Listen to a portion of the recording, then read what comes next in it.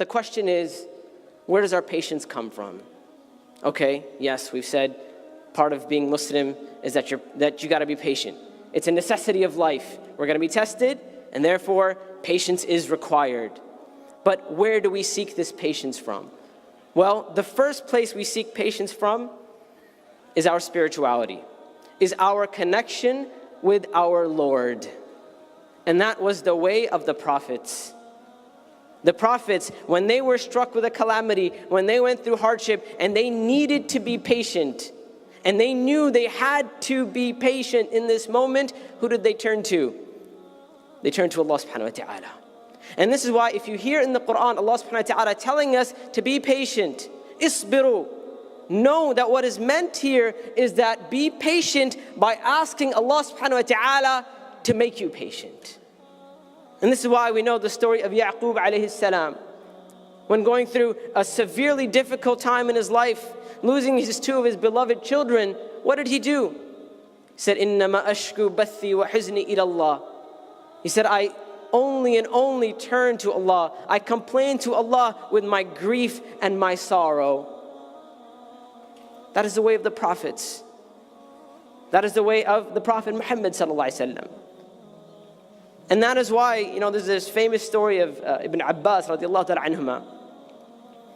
And in this story, he's on a journey, he's away from home, and he is brought, Ibn Abbas, he's traveling, he's not by himself, he's with some people, with some companions of his. And a messenger comes and whispers something into his ear. And Ibn Abbas, radiallahu ta'ala anhuma, he listens to what he has to say. Then immediately he turns around, he faces the Qibla, and he prays 2 rak'ahs of prayer. And now his companions, his friends, they're trying to figure out, what's going on here? Well, what happened? And they asked the messenger, what news did you bring Ibn Abbas? And he said, I brought him the news of the death of his son. And Ibn Abbas, he finishes praying 2 rak'ahs of prayer, and his companions say to him, his friends, they say to him, why did you do that? We didn't even see the expression on your face change. We didn't see you cry. We didn't see you get upset. We didn't see any reaction from you. We just saw you immediately turn around and pray 2 rak'ahs of prayer. And Ibn Abbas radiallahu ta'ala anhuma, he replies to them.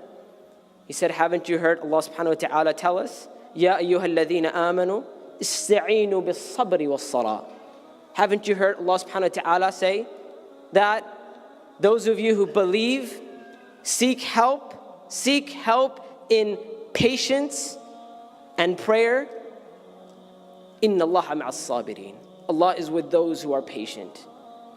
That was the understanding of Ibn Abbas radiallahu ta'ala anhuma. And you know what that was? That was the education that the Prophet sallallahu alaihi wasallam gave to the companions. That they knew in that moment of calamity, that moment of difficulty, what do they have to do? Immediately turn to Allah subhanahu wa ta'ala. Because relief and comfort can only come from Allah subhanahu wa ta'ala in that moment. You can have the best friend in the world, the person who knows you the best.